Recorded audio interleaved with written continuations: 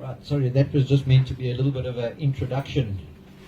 Going to need some arrowheads. Indeed we are. That was our ancestors from some time ago, down a line somewhere, I guess. Thank you, Jack Black, for showing us the way. Where did we find the oldest arrowheads ever discovered from Antiquity? And that was right here in South Africa. 61,700 years old estimate found in South Africa. Now, isn't that heritage? I'm Stephen Palos, as Dr. Herman Els introduced me. I was raised a hunter. Actually, my upbringing was obviously from my father and my uncles, and that was actually as a wing shooter mostly, because part of my heritage comes from the Cypriot Greek side, and that is a thing that is quite big amongst the Mediterranean community generally, is the heritage of wing shooting. It's quite common still in Greece, Cyprus, parts of Italy, Spain, and Portugal. So that was my beginnings of my hunting heritage, was as a humble wing shooter in my youth. But one of his other friends from his childhood introduced me to what I called real hunting at the time as a youngster, when I went on my first rifle hunt to shoot an impala. Back in the day, it was 1982. Now that's something that is etched into my memory as now I'm into my deep 50s. And is this not the stuff of which heritage is forged? The things you remember from your youth and which you've carried from your father, from your uncles, your grandfather, and so on down through the lines. In this presentation, I can hardly scrape the surface of hunting heritage, but maybe just prickle a little bit of your interest in this short presentation. And for those of you who do not have a hunting background, who might be watching this, you might be able to get some sense of just how deep and important the hunting heritage is in humankind. We're talking a period spanning right back to Antiquity, hundreds of thousands of years in our current form as human beings, and obviously so far back that the oldest parts of it that we have found hardly even go back to the beginnings.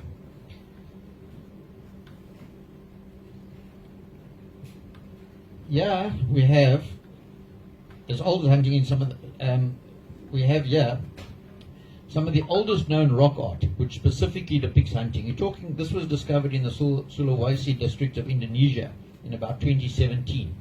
Dated at a minimum age of 44,000 years ago. It could be quite a lot older because they can't obviously date the actual painting itself, but what they dated was actually remnants of microbes that were between the rock and the paint, which they assumed were captured there at the time. This is celebrating hunting as far back as 44,000 years ago in our pedigree. One of the things that is very important about hunting is that it was almost certainly the reason family groups formed up and stayed together in our history. It was probably what then led to the smallest of early tribes, and eventually obviously onto slightly bigger cultural groups, and kept the people together, so to speak. It was a unifier of people. Clearly, if it was important enough to record it on rock art, hunting must have been a very profound activity for those early humanoids. But even today, hunters are still creating more stories and recording them. So if you think about that, the stories told on those rocks and the stories we tell each other as hunters today are not very different from each other. That's what we have to converse about as human beings. Obviously, there are a lot of artifacts that are much older that prove our hunting prowess. For example, arrowheads, stone arrowheads, etc., that have survived much, much older than what the rock art has, which again is proof of how early on in our origins the hunting was profound in our lives. And these are essentially celebrations of what people were doing at that time. Just think of another thing that's old in our heritage, and that's the beat of music, and probably the first tentative dance steps that people took. What would have caused people to beat a drum, beat sticks together, and eventually start tapping their toes? I would beg to argue that probably it was successful hunts, or possibly a hunt that didn't go the right way, that would have brought out such nostalgia in the people at the time. So I'm prepared to bet, and I'm not a scientist on this, but I'm giving an anecdotal view on the subject, that the first dance and the first music probably stem from the first hunts.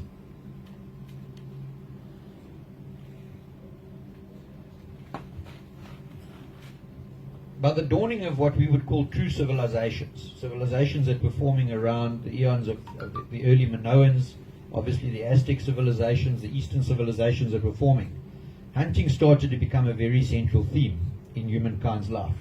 Here are a few examples of how the ancients glorified hunting. So apart from our own heritage in the African context, I want to put this up before I get into that.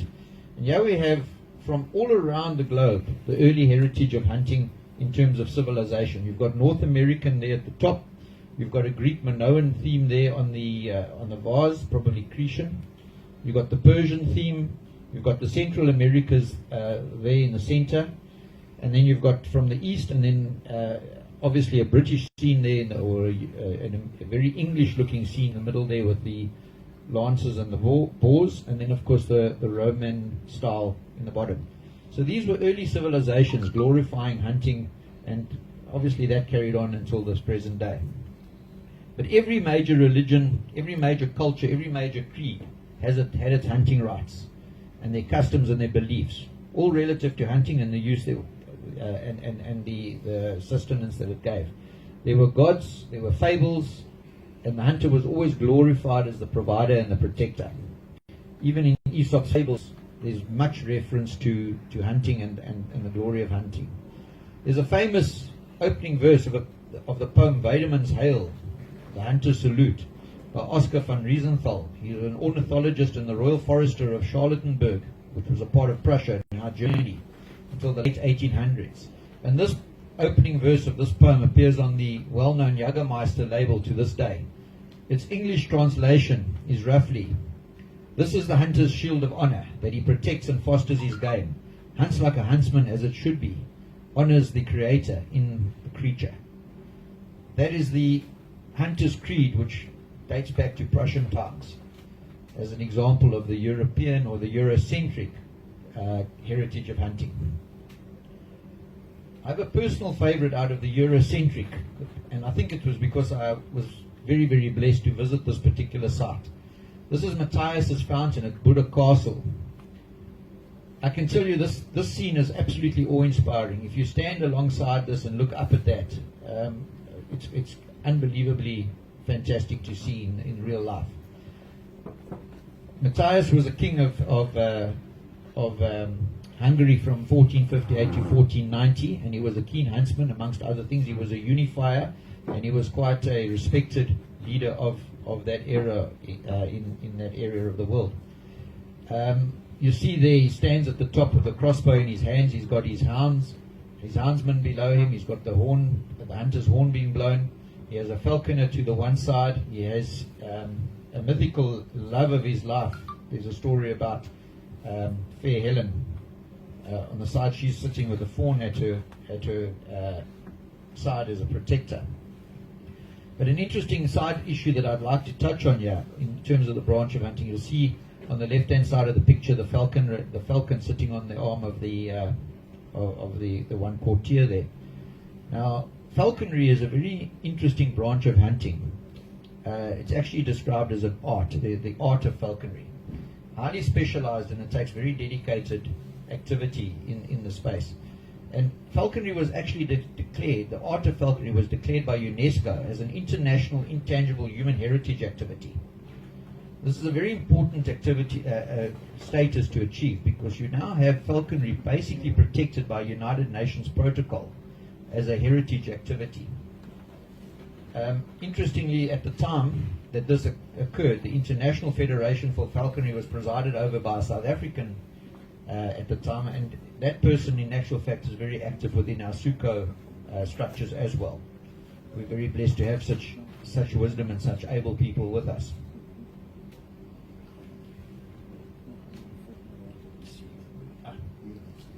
Now to Africa. This is where we are most interested. Obviously Africa, and in particular South Africa, is the cradle of humankind. So it was also obviously the cradle of hunting. It was from here that we emanated out into the rest of the world many, many eons ago. And obviously the most celebrated of African hunters remain our San people, Their prolific rock art obviously preserved much of their hunting prowess, but the fact of the matter is that they are still to this day amongst our best known hunters and active hunters, with many of their descendants still living their traditional lives in the Kalahari region, some of the most difficult regions of the world to live in, and very successfully carrying on with their own hunting traditions and working as guides, trackers, and even storytellers within the current hunting commercial sphere of things. There's nothing more exciting than to attend a hunt where San folk are part of the guide and tracking of that particular operation, and they do it on a very, very interesting and very sustainable basis. Obviously, the rock art is found extensively in Africa itself, tremendously so in the southern parts of Africa, which is believed to be the cradle of humankind, all up the east coast, and then there's pockets, of course, in the northern parts of Africa. It's odd that the west side is not prolific in rock art, but I would suspect that mostly that is because of a lack of actually exploration in those areas more than the lack of there actually being anything there. But of course, it wasn't just the San. In Africa, everybody was a hunter. Every single group, every tribe, everybody had an interest in hunting. And there are many pictures and even early photos, paintings of the exploits of all of Africa's people as hunters. The migrating societies met and interacted, obviously. Sometimes there was clashes, sometimes there was cooperation in trade, and hunting was very central to all of this. The early European explorers and missionaries sought hunting privileges from local chiefs and kings as part and parcel of their access into Africa at the time. And obviously this did take its toll on game at the time, because it was the start of, let's say, the market hunting mindset of the late 1700s and the 1800s. And there was definitely a decline in game numbers in parts, and if you read the old explorers, you'll see how much further each subsequent explorer had to go before he found the kind of game numbers that were once here. But luckily, this also led the way towards the first conservation, not just here in Africa, but it was happening simultaneously in the United States, for example, where the first game reserves started to get proclaimed, and the first preservation of game numbers started. And it's not for nothing that these were called game reserves. It was driven by the hunters to preserve animals, and game, of course, was the target. We were concerning ourselves with the huntable species. So it was early hunters that started the turnaround towards conservation efforts 120 to 150 odd years ago. In the last 70 years, you've seen a phenomenal resurgence, as Dr. Els has already touched on, and I'm sure that will come out more in what they have to say. As the turn from being a commodity-driven hunter in towards being a recreational conservation hunter evolved in the modern era.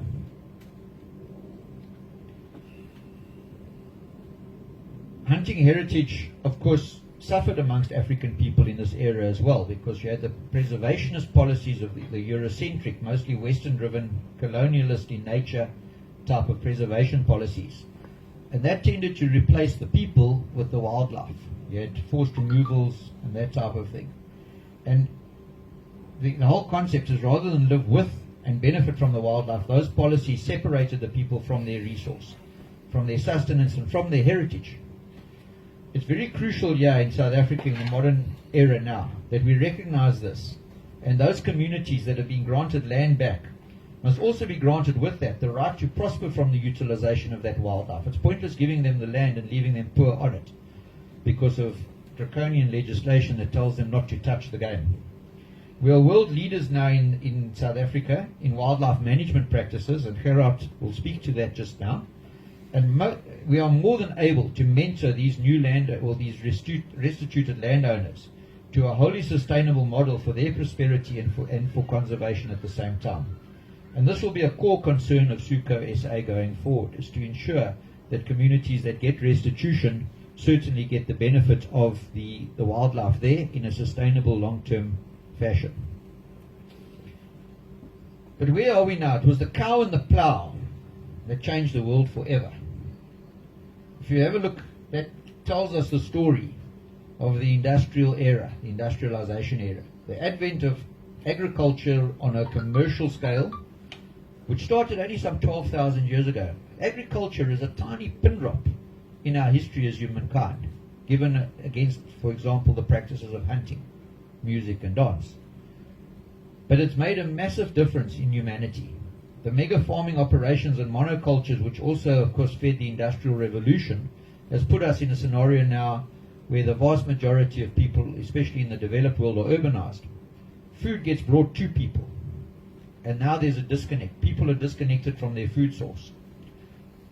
That has led to a kind of a disconnect that now leaves us, the hunters, those of us who still understand these things, very different to the urban folk who are against it. The urban folk become voyeurs. They want to look at wildlife not as participants.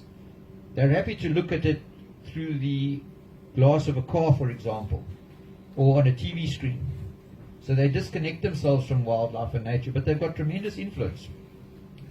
It's like looking into a goldfish bowl to watch the goldfish, where we, the hunter, wants to go swim with the dolphin. That's the difference. But that is their sadness and their loss. But unfortunately, they now seek to impose that on us.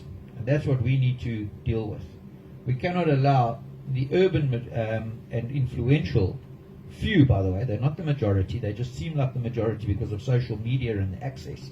We cannot allow them to impose their thoughts upon us. We do not want that as our world, those scenes on the right. We want the world that we still believe in. So, what are we going to do with it? We are many. There are very, very many of us. The rural communities of the world, although we don't have the louder voice at this stage, are still the majority. We are right in our approach. We are not wrong. It's right because it's our world others are seeking to change. They should fix theirs first before changing ours. If you prickle a hunting instinct in a child, it takes flight and it soars. I am a hunter. My eyes face forward, like the cats, the canines and the eagles. They are not stuck on the sides of my head, like the hare, the antelope or the canaries. I'm not built naturally to be a seed eater by design. I'm built as a meat eater. And as a meat eater, I choose to be a predator, not a scavenger. I will take personal responsibility for the harvesting of my own meat, rather than eat the animals killed elsewhere by others on my behalf. I will share these values with my own people, and have done so. It has forged a family unit as close and strong as it is done for humankind for eons already. We share fireside stories with fellow hunters, as has been our heritage for many hundreds of thousands of years. That is what we are. That is our heritage, and we will defend and protect that. So, as SUCo-SA, we are a coalition of philosophically like-minded folk who will ensure the natural scheme of things prevails, in a world desperately in need of old-fashioned good sense. A message today, as we approach Heritage Day, to every anti-hunting zealot out there. What you should consider with due appreciation that for many thousands of years of their own personal evolutionary journey in the history of that particular anti-hunting zealot, there were able hunters in your lineage. For if not, you wouldn't be here today. We need to secure that heritage into the future. This is our values, this is what we believe in.